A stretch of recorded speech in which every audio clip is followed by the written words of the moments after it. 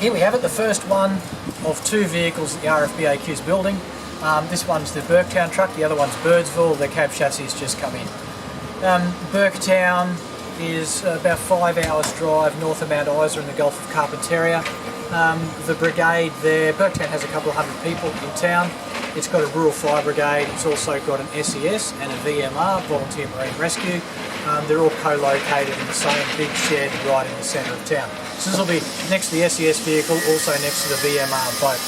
So whatever you find in Burketown you own, best case scenario, the next big truck's going to come to you from Mount Isa, which is over 5 hours away.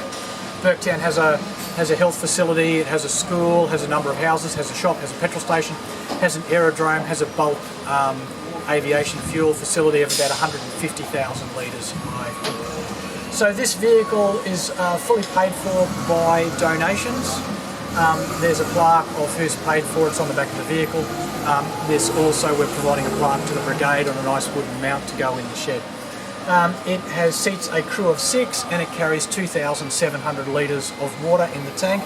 The reason we didn't make it to 3,000 litres, which was our goal, was that we have the cutting gear on it, which is quite heavy. We have a CAFS unit. The CAFS unit on this vehicle weighs 900 kilos, which is a great deal of weight for a pump set. And also we've got extras on the vehicle, like we have an air conditioning unit in the rear of the cab, which also has weight. So how much did it cost? Including GST, the cab chassis and the coachwork, all the fit out of the actual vehicle itself, was just over $440,000. The stowage on the vehicle was supplied by Rural Fire Service Queensland and the SES, thank you very much, and that it adds up to about $50,000 worth. So all up we're looking at just under $500,000 per truck, so that's about $1 million for the two trucks. The important thing about this is the RFBAQ will be giving this vehicle to Burketown Rural Fire Brigade, so it will be the property of the brigade, not the property of the state or the fire service. The fire service very kindly are going to supply the fuel for the vehicle, they're going to maintain the vehicle, they're going to insure the vehicle, but this is a brigade-owned vehicle, so in 20 years' time, when it reaches the end of its life, the brigade will be able to dispose of it, and the brigade, Burketown Rural Fire Brigade, will be able to keep any funds raised from the sale of the vehicle, but they will not go to the government of the state of Queensland. So Rob from Rural Fire is going to walk you around one side of the vehicle, Sandy from the SES is going to walk you around the other side of the vehicle. Huge thanks to Brisbane Isuzu and Scott Holmes for giving us a fantastic price on the cab chassis.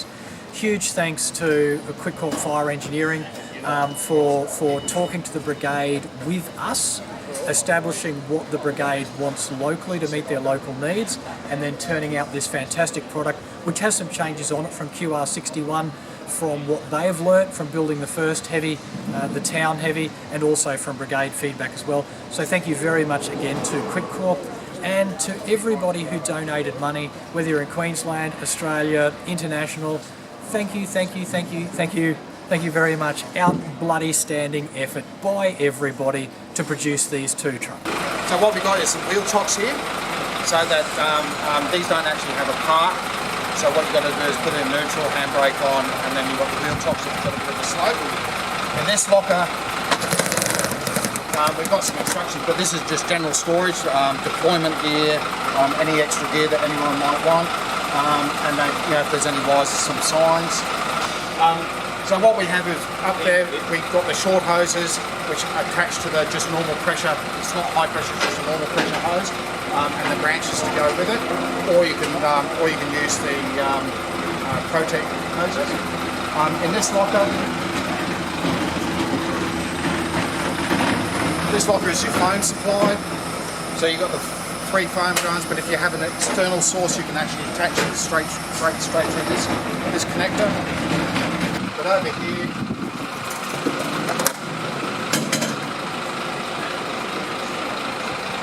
okay, you've got your signs. This is more related to maybe fuse for. You've got your beaters, your rake hose. In here, you've got a stretcher up on top for if you've got to move anyone. We've got glass kits there, glass safety kits. Over here you've got the standpipe and the hydrant bar for the firefighting side of things.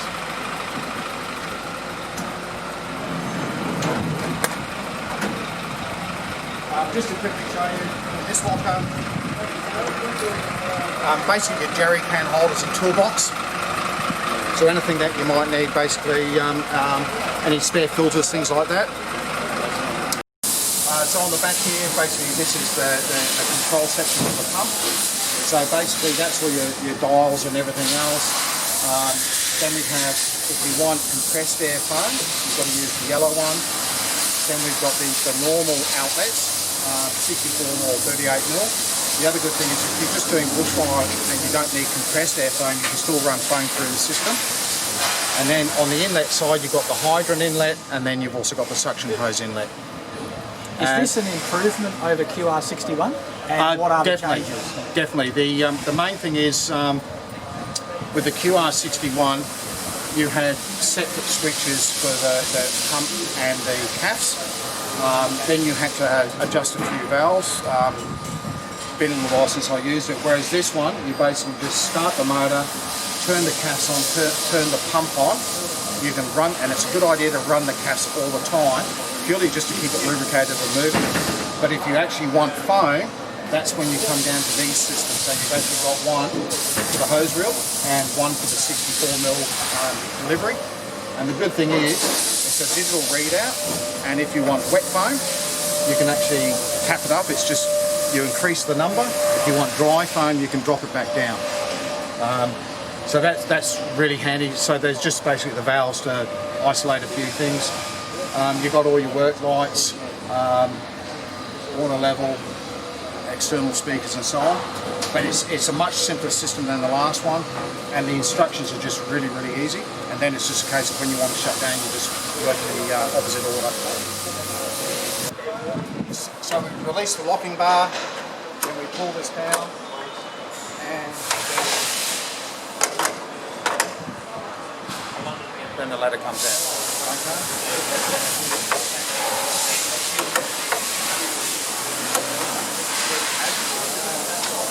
Goes in, release that. Okay, so on the first level we have our air hoses with our controls. So this goes through and controls how much air pressure we're putting into the airbags. So it allows us to go through and either inflate or deflate those airbags. We have special attachments now that will fit onto the end of the hoses and that connect into the airbags, so we can work this control system. On the next shelf we've got our cutters, and then we have our hydraulic ram. So they're all battery operated. It alleviates the need for using hydraulic hoses and having the hydraulic pump. They are a lot heavier to use, but we have found that the cutters will do seem to have a lot more pressure behind them and do cut through the cars very, very easily.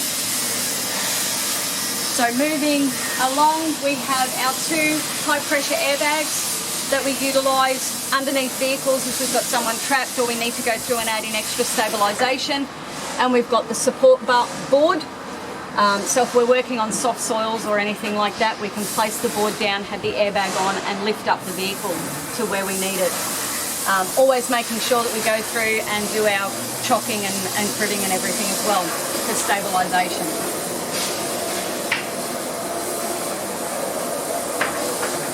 The last section here, we have our hydraulic spreaders. So again, these will open up to approximately the 120 degrees. So it gives us a nice, decent spread on those.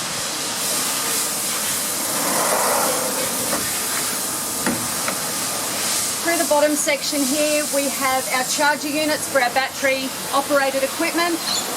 And as long as we have 240 connected, it will constantly go through the power board here and keep those batteries charged. So we don't have to head back to headquarters to get more batteries. We can always have two cycling through at any one time.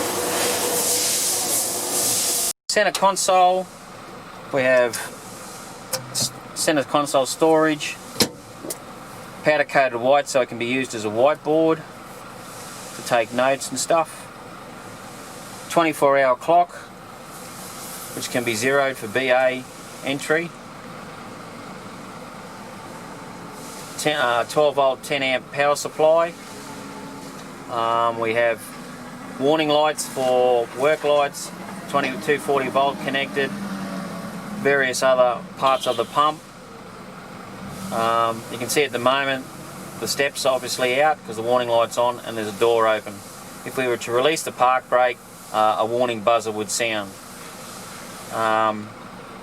If we had to release a park brake and move with the door open and the buzzer got a bit much, we can mute the buzzer.